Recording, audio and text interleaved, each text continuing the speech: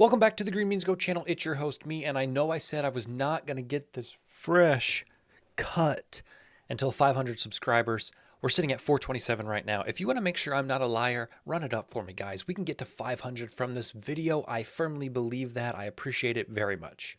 But now it's time to address the Buffalo in the room. That is right, the Colorado football team. I have been outspoken against them, calling them overrated, overhyped, and I want to clear the air a little bit. I want to go through exactly what I mean by those statements because I feel as if I'm in the minority a little bit on my opinions with this team, but I don't think my argument has been nuanced enough, so that is the purpose of this video. Now, a lot of this started last week when they played Nebraska, and I made this right here, this little parlay. Okay. And I had all of these comments. All right. You can read through those. It's a mess. Okay. And a lot of these didn't come till after they won the game, which I find sort of funny. But notice in my parlay over here that I picked Jeff Sims to have a good day on the ground, which he did. Okay. He fumbled 3 times. So I couldn't anticipate that. He got his rushing touchdown. He almost had his yards. I had Travis Hunter under yards. He went over by 3 yards on a questionable pass interference play where he pushed off on the defender. And I said Colorado would score under 30.5 points. And they scored 36. They scored a late touchdown that didn't matter. Again, if Nebraska doesn't have 4 turnovers in that game, I don't think Colorado scores over 30.5. So notice I didn't pick against Colorado, really, okay, at all. I just followed what I thought the game script would be, and it was pretty close to correct. So let's talk about my full opinions on this team. And we will start with the head coach. Everybody knows him. I think everybody pretty much loves him. That is Deion Sanders, Coach Prime. Now, I want to be very clear. What he has done for this program is unmatched, phenomenal. I have nothing bad to say about Deion Sanders and what he has done from taking a 1-11 football team last year to walking in to clearing the roster from starting from the ground up and now doubling their wins as of last year. All right. It is obvious, and I put these 3 words on here. It is obvious that he is motivating his players. It is obvious that they are prepared for every game that they have played in thus far. And it's obvious that he is setting up his players not only for success in the games, but for media hype, for their future, for the longevity of their football career and their professional career. That is obvious to me as a consumer of sports. So for all of that, I respect Deion Sanders and what he's done with this program. He has changed the face of Colorado football, and I can admit that. This year, and we'll talk about what I see as the trajectory for this team this year, but this goes beyond this year. I think this team is overrated right now. I think Colorado is not as good as people are saying right now. But will Colorado football be on the map in the next decade because of him and this year? Yes. So I'm not denying that. The next piece of the puzzle that I have to give credit to is his son, Shedeur Sanders. Although I don't think he's faced a true test yet, I think Nebraska was a better test for him. TCU was no test at all. He is a fantastic decision maker on the field. He is a fantastic leader, as you can see by this L right here, which I think is a little corny, but hey, if it works, it works. And he is very patient in the pocket. He throws the ball away. He looks like he fully comprehends everything that is happening, offense, defense, all at once. Like he has no cares in the world when he's out there. And that's obvious. That's evident. I believe Shedeur Sanders will be a first-round pick in the NFL if this year continues on this trajectory. Possibly second round early. Okay. I think Caleb Williams goes 1. Drake may, probably 2. But I can even see Shedeur Sanders passing up Drake May. His ability cannot be overstated, right? And I'm not saying that he is not good. I'm saying this football team as a whole is not worth the hype. And the last bit of positivity I will talk about before we get negative is Travis Hunter. Obviously, this guy is an ultra-talented athlete playing both sides of the ball. Have I been critical of that, saying that maybe in the long run that is not realistic? Yes. Do I still believe that? Yes. Now, we've seen Charles Woodson do it. We've seen Champ Bailey do it. We've seen them go on and be successful defenders in the National Football League. And I think that's where he's headed. I know teams can draft him and they don't have to decide what they're going to do with him yet on their team, but I think he is more suited for a defensive role in the NFL than an offensive role. So I found these two statistics quotes, and I think it's pretty interesting. People offered Travis Hunter $1.5 million in NIL deals to get him out of the transfer portal, to buy him out. He originally committed to Florida State, which is incredibly dangerous. Think about that, man. If Florida State had this guy, I already think Florida State's going to win the national title, but add Travis Hunter on the defense and potentially the offense, pair him with Coleman and with that big guy, Johnny, I forget his last name, that they have at wide receiver, would have been nuts, okay? Deion Sanders says he will be a top 5 or top 3 pick in the NFL draft after his junior year. I don't know if I'm quite sold on that. Okay, it depends on what teams and what they need and everything. So I'm not going to say that, but I think he could be a first-round pick in the NFL if he can stay healthy and continue to do what he's doing. It's time to get negative. It's time to actually talk about football, because at the end of the day, that's what this is about. This is not about individual players or coaches who are talented. Plenty of bad teams have that. Now, this team gets more notoriety for it because of the attention they're getting from the media, but it drives me nuts because I don't believe that they are a good, well-rounded football team. Okay, let's look at their game against TCU. Even in yards, 500 yards, okay? That's unbelievable. They dominated passing yards, 510. Look at the rushing yard differential, and keep this in mind as we move forward. 55 to 262.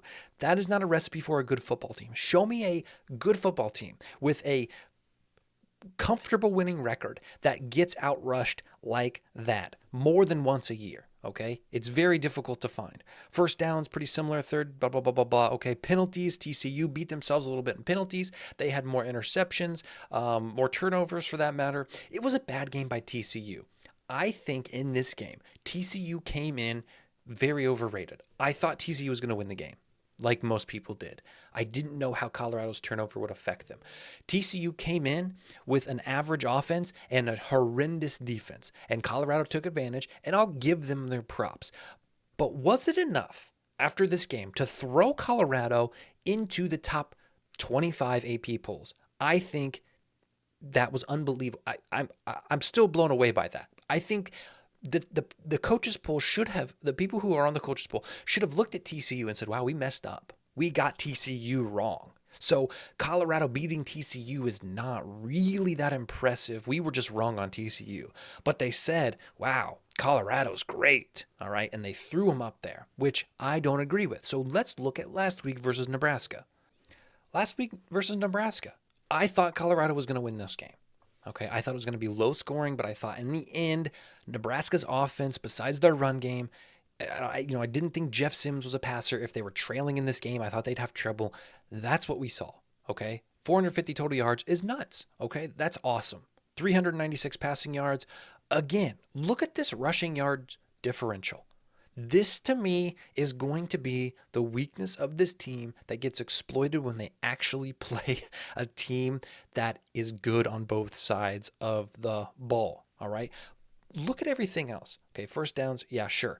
Nebraska could not convert a third down, all right, or a fourth down for that matter. Penalties were actually in favor of Nebraska, so I can't speak there. But the fumbles and interception, 4 turnovers for Nebraska with 1 for Colorado. And I know what you're saying. Well, how is that Colorado's fault? It's Colorado's fault because they didn't force those turnovers. It's not like their defense made plays and caused Nebraska to struggle.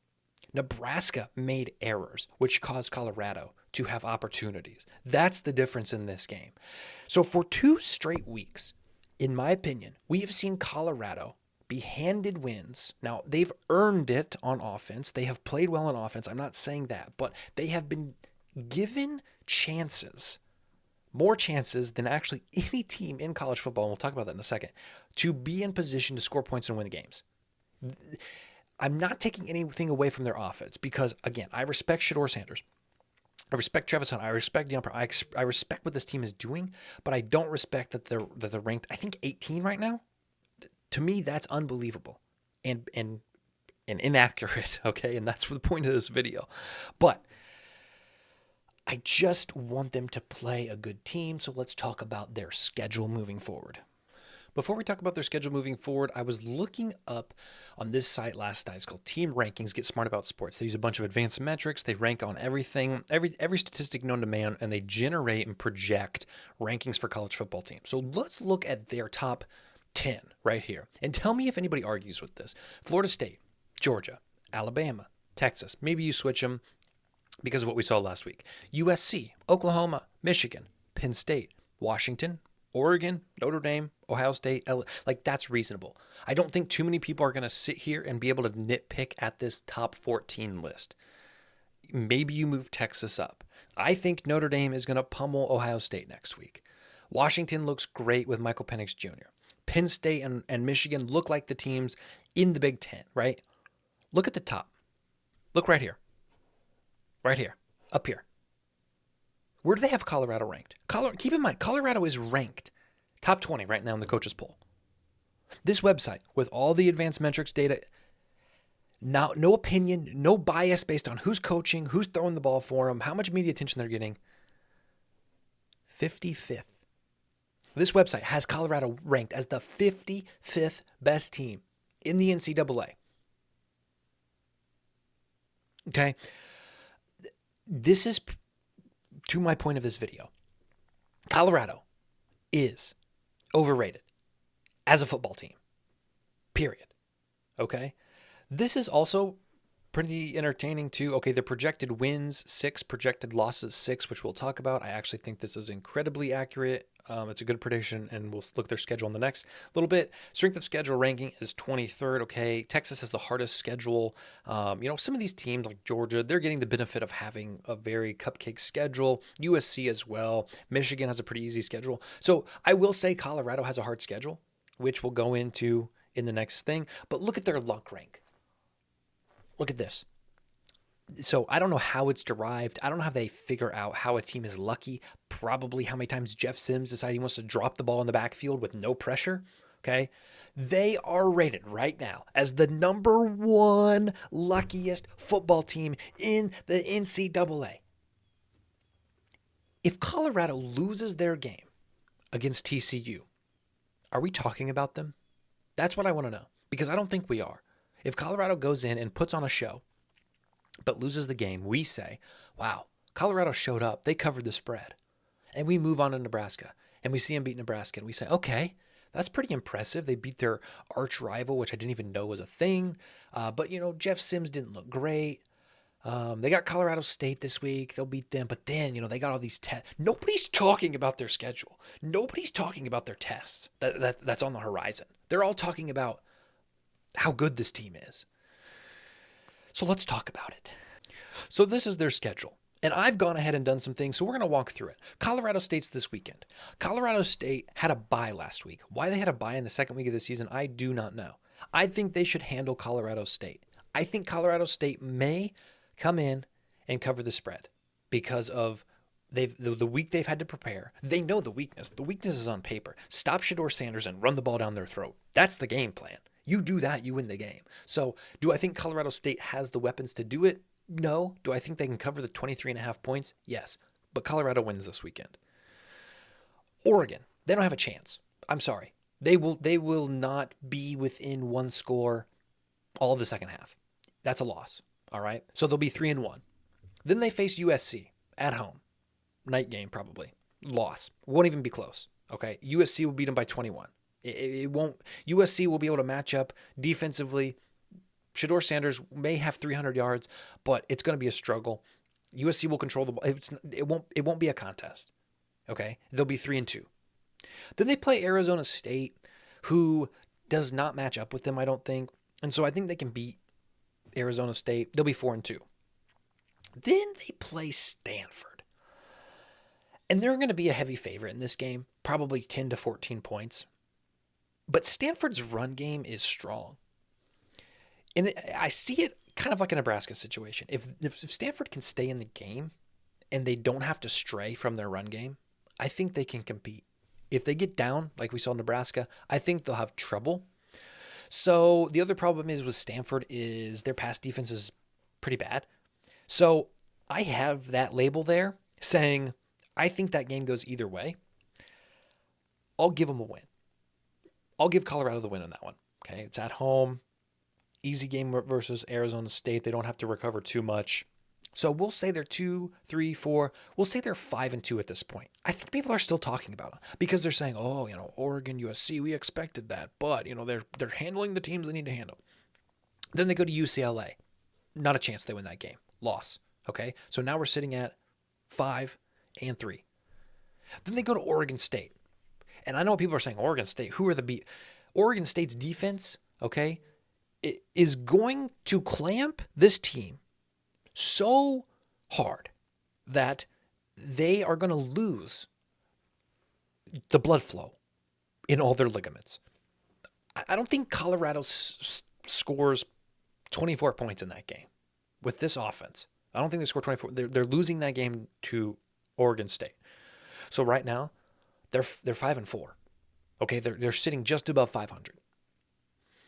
Then they play Arizona at home, which again, I have this little logo because Arizona can pass the ball, they can run the ball, and they can stop the pass. Arizona has good pass defense. And if Colorado can't run the ball and Arizona's stopping the pass, and they're going to have tons of weeks, tons of film to go off of, I think Arizona can win this game. Now, I'm not making a prediction right now. And again, this is all if things stay equal and stay consistent. And I don't, if injuries can happen, things can happen.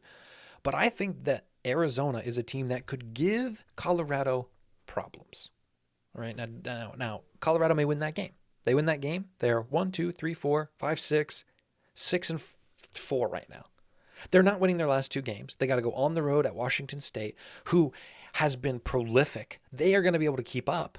If Washington State's defense doesn't show up, this game is going to go over 100 points. But Washington State held Wisconsin to 19. I forget what happened the first week. I know they won.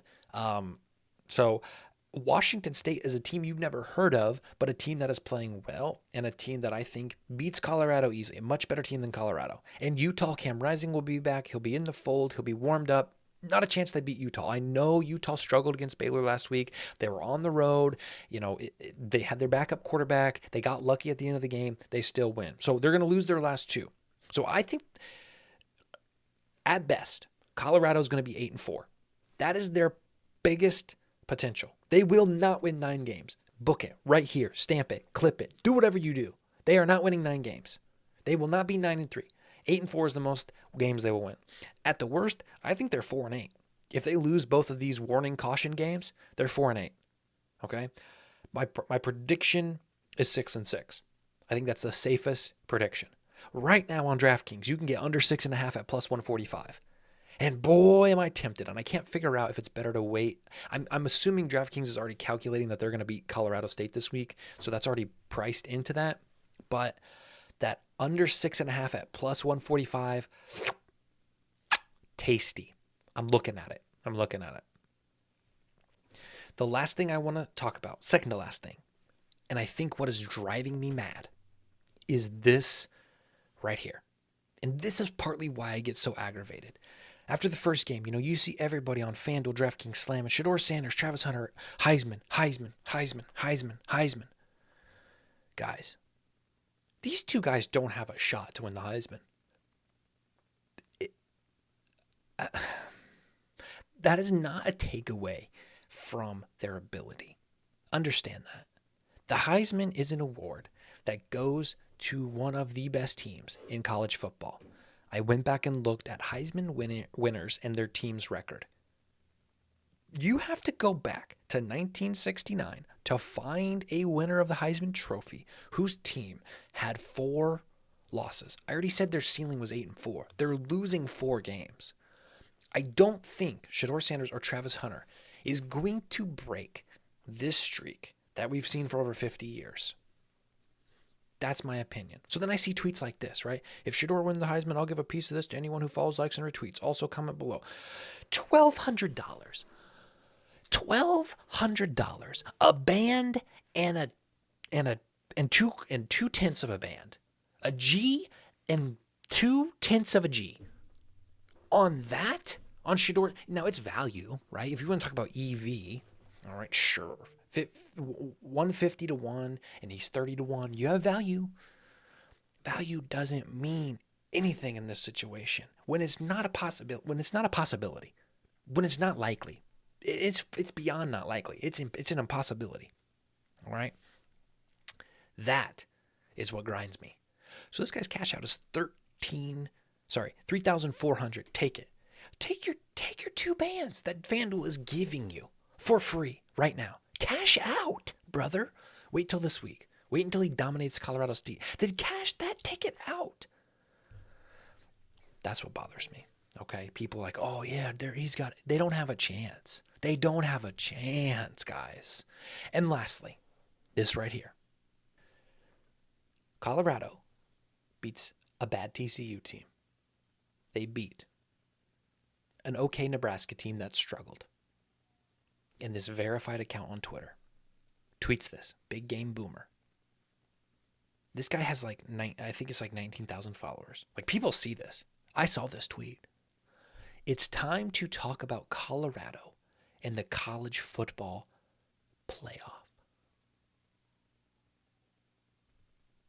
No, it's not. No, it's not. It's not even close.